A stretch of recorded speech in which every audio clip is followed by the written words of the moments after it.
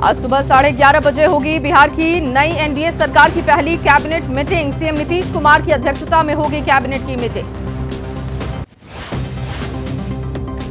बिहार में नई सरकार का गठन हुआ। 9वीं बार बिहार के मुख्यमंत्री बने नीतीश कुमार। नीतीश कुमार के साथ 8 मंत्रियों ने भी ली शपथ।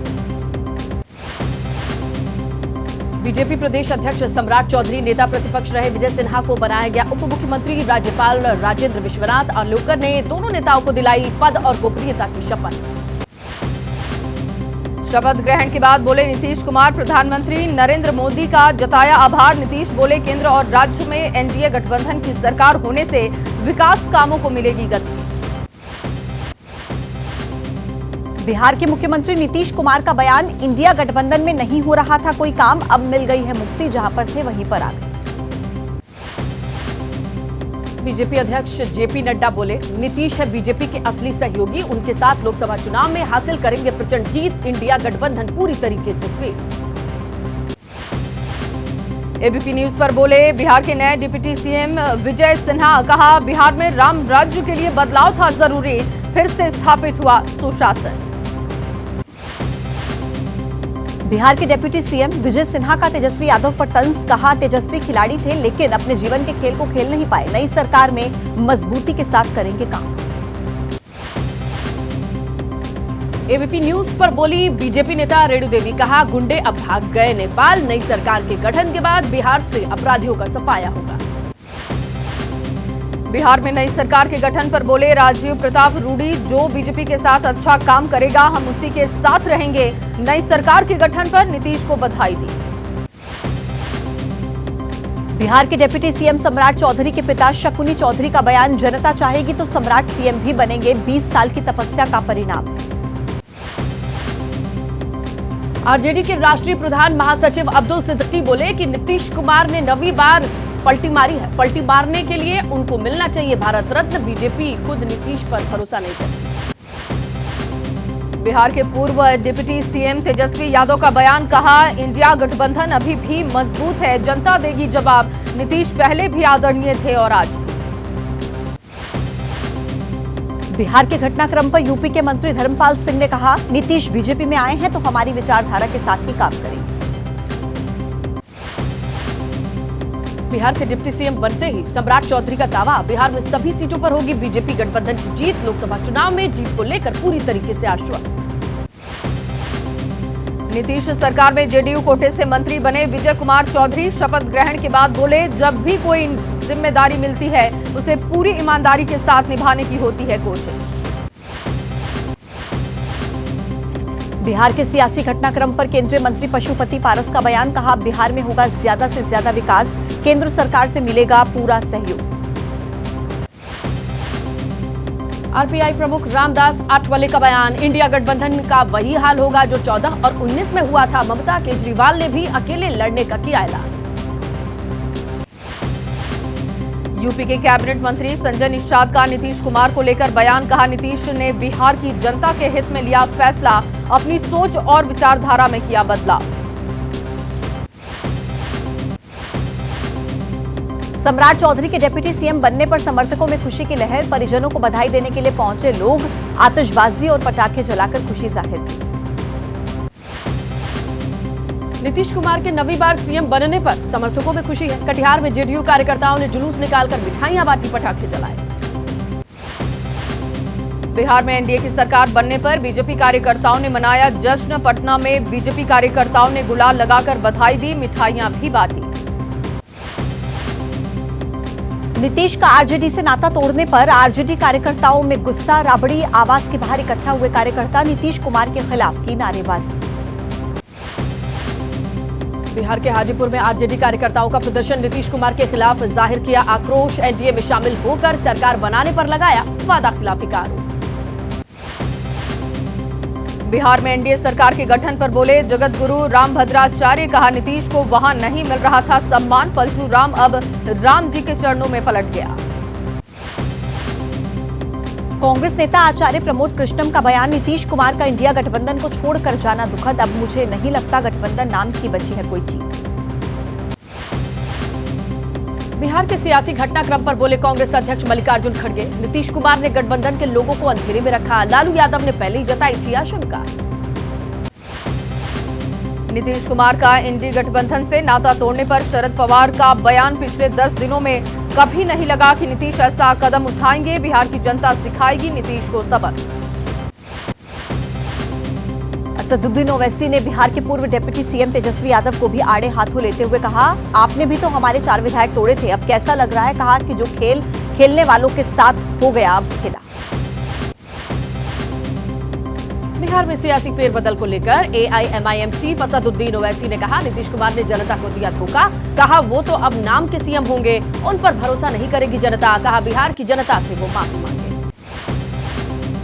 जमीन के बदले नौकरी का मामला है। ईडी ने आरजेडी प्रमुख लालू प्रसाद यादव को आज पटना स्थित कार्यालय में पूछताछ के लिए बुलाया है। तेजस्वी यादव को 30 जनवरी को समन भेजा गया। गुजरात में दर्ज मानहानि केस में आरजेडी नेता तेजस्वी यादव की याचिका पर सुप्रीम कोर्ट में आज सुनवाई। पिछली सुनवाई में तेजस्वी ने कोर्ट में हलफनामा देकर अपना बयान दिया था वापस। मथुरा की शाही ईदगाह मस्जिद मामले में सुप्रीम कोर्ट में आज सुनवाई होगी। 16 जनवरी को सुप्रीम कोर्ट ने विवादित शाही ईदगाह के सर्वे पर रोक लगाई थी। इलाहाबाद हाई कोर्ट ने दिया था सर्वे का आदेश। एनसीपी के अजीत पवार खेमे के विधायकों की अयोग्यता पर आज सुप्रीम कोर्ट में सुनवाई है। शरद पवार गुट की अपील पर सुप्रीम कोर्ट ने स्पीकर को 31 जनवरी तक मामले को निपटारा करने का दिया था आदेश। फर्जी जाति प्रमाण पत्र मामले में कलकत्ता हाई कोर्ट के 2 जजों की लड़ाई पर सुप्रीम कोर्ट में सुनवाई आज। कलकत्ता हाई कोर्ट में सिंगल जज और डिवीजन बेंच की सुनवाई पर रोक। बंगाल सरकार के प्रभाव में काम करने का आरोप। शराब घोटाले के आरोपी दिल्ली के पूर्व डिप्टी सीएम मनीष सिसोदिया ने राउज एवेन्यू कोर्ट में लगाई गुहार। पत्नी से हर हफ्ते 2 दिन मिलने के लिए कस्टोडियल पैरोल मांगी। पश्चिम बंगाल से आज बिहार आएगी राहुल गांधी की भारत जोड़ो न्याय यात्रा। 2 दिन के अंदर 4 जिलों का दौरा करेंगे राहुल गांधी। आज बिहार के किशनगंज में प्रवेश करेगी राहुल की न्याय यात्रा। किशनगंज के बाद अररिया पहुंचेगी राहुल की न्याय यात्रा। अररिया में रैली भी करेंगे राहुल। बिहार में सीएम नीतीश का पाला बदलने के बाद कांग्रेस के सामने खड़ी हुई मुश्किलें। मल्लिकार्जुन खड़गे भी आज भुवनेश्वर में बड़ी रैली को संबोधित करेंगे। कांग्रेस अध्यक्ष बनने के बाद राज्य में पहली बार आ रहे हैं खड़गे। चुनाव प्रचार अभियान की शुरुआत करेंगे। देहरादून दौरे पर कांग्रेस अध्यक्ष मल्लिकार्जुन खड़गे ने पीएम मोदी पर साधा निशाना। कहा भगवान विष्णु के 11वें अवतार बनने निकले हैं प्रधानमंत्री, लेकिन राहुल की यात्रा से डर गए। असम के मुख्यमंत्री हिमंत बिस्वा शर्मा ने राहुल गांधी पर तंज कसते हुए उन्हें बीजेपी का प्रचारक बताया। शर्मा ने कहा कि राहुल जहां से भी गुजरते हैं वहां पर कांग्रेस अपना जनाधार खो देती। दिल्ली के सीएम अरविंद केजरीवाल ने हरियाणा के जींद में जनसभा को संबोधित किया। कहा विधानसभा में सभी सीटों पर अकेले आप लड़ेंगे चुनाव। लोकसभा को लेकर इंडिया के साथ बातचीत जारी। आपकी बदलाव जनसभा को संबोधित करते हुए सीएम अरविंद केजरीवाल ने कहा कि हमने कोई भ्रष्टाचार नहीं किया। पंजाब के बाद अब हरियाणा भी चाहता है बदलाव। जनसभा के दौरान केजरीवाल ने बीजेपी के सामने शर्त रखी। कहा कि सभी को समान शिक्षा, चिकित्सा, रोजगार, 24 घंटे बिजली, गरीबों को मुफ्त बिजली और महंगाई बीजेपी ने कम कर दी तो छोड़ दूंगा राजनीति। तमिलनाडु में कांग्रेस और सत्ताधारी डीएमके की पहली मीटिंग हुई। कांग्रेस ने राज्य की 21 सीटों की मांग डीएमके से की। 2019 चुनाव में 9 सीटों पर लड़ी थी कांग्रेस, 8 सीट पर मिली थी जीत। कांग्रेस सांसद शशि थरूर ने कहा कि हर एक राज्य में सीटों को लेकर साथ आए दलों से चल रही है बातचीत। सभी राज्य में एक जैसा फॉर्मूला संभव नहीं। कहा पिछले चुनाव के सहयोगियों के साथ मिलकर लड़ेंगे चुनाव। आज पीएम मोदी सुबह 11 बजे करेंगे परीक्षा पर चर्चा। पीएम बताएंगे एग्जाम स्ट्रेस दूर करने के उपाय। कार्यक्रम के लिए 2 करोड़ 60 लाख से ज्यादा छात्रों ने किया आवेदन। ईडी के समन मिलने के बाद अचानक दिल्ली पहुंचे झारखंड के मुख्यमंत्री हेमंत सोरेन। धन शोधन के मामले में ईडी ने जारी किया था नया समन। कयासों का दौर शुरू। मुख्यमंत्री हेमंत सोरेन के खिलाफ ईडी ने कार्रवाई और नए समन का जेएमएम कार्यकर्ताओं ने किया है विरोध। रांची के गुमला, कोडरमा और लोहरदगा में किया गया प्रदर्शन। रांची में राजभवन तक पैदल मार्च हुआ। ज्ञानवापी मस्जिद पर विश्व हिंदू परिषद के दावे को मौलाना शहाबुद्दीन बरेलवी ने किया खारिज। कहा ज्ञानवापी मुसलमानों से कोई नहीं ले सकता। कहा कि एसआई रिपोर्ट पर कोर्ट ने कोई फैसला नहीं दिया। बीजेपी सांसद साक्षी महाराज ने कहा कि 22 जनवरी को रामलला की प्राण प्रतिष्ठा के बाद से खिसक रही ओवैसी की राजनीतिक जमीन। एसआई सर्वे रिपोर्ट का हवाला देते हुए कहा अयोध्या के बाद अब काशी और मथुरा की बात। मेरठ मेडिकल कॉलेज के दीक्षांत समारोह में यूपी के डिप्टी सीएम ब्रजेश पाठक ने केंद्र की मोदी सरकार की तारीफ की। कहा देश में चल रही है मोदी की लहर, इस बार यूपी में 80 की 80 सीटें जीतेंगे। मेरठ पहुंचे डिप्टी सीएम ब्रजेश पाठक ने नीतीश कुमार के एनडीए में आने को लेकर कहा कि मोदी के नेतृत्व में विश्वास, सभी बीजेपी से जुड़ना चाहते हैं। कहा यूपी में अब नहीं होते दंगे। ब्रजेश पाठक ने अखिलेश यादव पर तंज कसा। कहा कि समाजवादी पार्टी की सरकार के दौरान हुई गुंडागर्दी को भूलेंगे नहीं लोग। कहा पड़ोसी मुल्क आंख दिखाएगा तो लखनऊ में बन रही ब्रह्मोस जवाब देगी। यूपी के सीतापुर में आयोजित जनसभा को संबोधित करने पहुंचे सुभाषपा अध्यक्ष ओपी राजभर। बाल बाल बचे, अचानक मंच का पिछला हिस्सा टूटा, कई कार्यकर्ता गिरे। राजस्थान के उदयपुर में पकड़ा गया फर्जी अफसर। खुद को आईपीएस अफसर बता रहा था सुनील सांखला। फर्जी पहचान पत्र दिखाकर लिया था कमरा। शिकायत के बाद पुलिस ने 4 आरोपियों को लिया हिरासत में। छत्तीसगढ़ के बिलासपुर में हेडमास्टर का वीडियो वायरल। बच्चों को हिंदू देवी देवताओं को न मानने की शपथ दिला रहा था। हेडमास्टर के खिलाफ मामला दर्ज किया गया, गिरफ्तारी की। जम्मू कश्मीर के सांबा में पेट्रोल पंप पर हादसा हुआ। राजपुरा तहसील इलाके में पेट्रोल पंप पर आग लग गई। आग की सूचना से अफरा तफरी का माहौल। फायर ब्रिगेड ने पाया आग पर काबू। सीतापुर में फार्म हाउस के अंदर घुसा बाघ। बीजेपी नेता मुनिंदर अवस्थी का बताया जा रहा है फार्म हाउस। बाघ की दस्तक से ग्रामीणों में दहशत। आज दिल्ली के विजय चौक पर आयोजित होगा बीटिंग द रिट्रीट समारोह। 75वें गणतंत्र दिवस के समापन कार्यक्रम में तीनों सेनाओं का बैंड ट्रेडिशनल बीट के साथ मार्च कर राष्ट्रपति को करेगा सैल्यूट। बिहार का एक शख्स अपने माता पिता को पालकी में बिठाकर अयोध्या पहुंचा। रामलला के दर्शन कराने के लिए ये यात्रा की लोग बता रहे हैं कलयुग का श्रवण कुमार।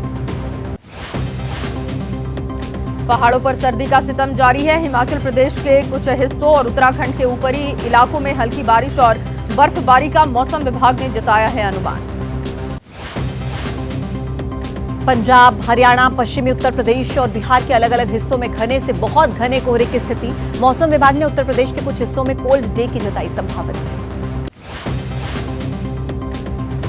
वहीं बिहार में भी ठंड का प्रकोप जारी है। आज बिहार के कुछ हिस्सों में कोल्ड डे का अनुमान। गंभीर शीतलहर की स्थिति से बढ़ सकती है ठिठुरन। अगले 2 दिन तक ठंड से राहत मिलेगी।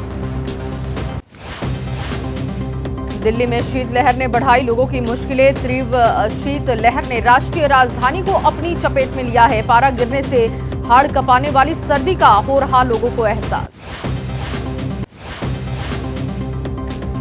जम्मू कश्मीर के गुलमर्ग में ताजा बर्फबारी हुई। गुलमर्ग बर्फ की चादर में ढक गया है। बर्फबारी का खूबसूरत वीडियो सोशल मीडिया पर वायरल। मौसम का मजा लेते दिखे पर्यटक। भारी बर्फबारी और ठंड के बीच गुलमर्ग में 2 डिग्री सेल्सियस तक लुढ़का पारा। पारा गिरने से ठंड बढ़ी। बर्फबारी के मजे के लिए पहाड़ों का रुख कर रहे सैलानी। गुलमर्ग में हैवी स्नोफॉल के बीच सैलानियों की संख्या में लगातार हो रहा इजाफा। पर्यटकों की उमड़ रही है भीड़। होटल व्यवसायियों के खिले चेहरे। कश्मीर घाटी के गुलमर्ग में हर जगह बर्फ ही बर्फ आ रही नजर। बर्फबारी और कोहरे के चलते हाईवे पर बसों और गाड़ियों की कम हुई रफ्तार। बर्फबारी का सुंदर नजारा कैमरे में कैद। गांदरबल में सोनमर्ग पर्यटक रिजॉर्ट में लंबे इंतजार के बाद सीजन की पहली बर्फबारी। हल्की बर्फबारी से हाईवे, आसपास के होटल्स, दुकान और छत मैदानों पर भी बर्फ की चादर।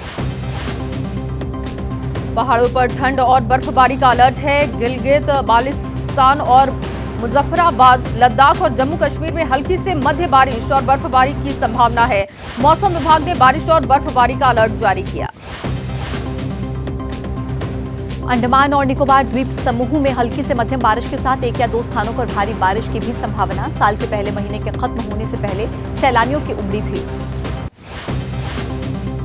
पूर्वी राज्यों में भी मौसम विभाग ने बारिश का अनुमान जताया है। तमिलनाडु, सिक्किम, असम, अरुणाचल प्रदेश में 1 या 2 जगहों पर हल्की से बहुत हल्की बारिश की संभावना। मौसम हुआ सुहावना। इंग्लैंड ने पहले टेस्ट में भारत को 28 रन से हरा दिया है। टीम इंडिया को जीत के लिए 231 रनों का लक्ष्य मिला था, लेकिन टीम इंडिया 202 रन पर सिमट गई। इसी जीत के साथ इंग्लैंड की टीम ने सीरीज में 1-0 की बढ़त बना ली है। भारत के खिलाफ चौथी पारी में इंग्लैंड के लिए टीम टॉम हार्टली ने 7 विकेट लेकर हार के मुंह से इंग्लैंड निकालकर जिता दी। टेस्ट मैच में इंग्लैंड ने टॉस जीतकर पहले बल्लेबाजी का फैसला किया। इंग्लैंड ने पहली पारी में 246 रन बनाए। जवाब में भारत ने 436 रन बनाकर 190 रन की बढ़त बनाई, फिर भी मैच गंवा दिया। दूसरी पारी में इंग्लैंड ने 420 रन बनाए और भारत के सामने 231 रन का लक्ष्य रखा। इसके जवाब में टीम इंडिया 202 रन पर सिमट गई और मैच हार गई। स्पिन के जाल में फंसी भारतीय टीम के हाथ से जीत निकल गई।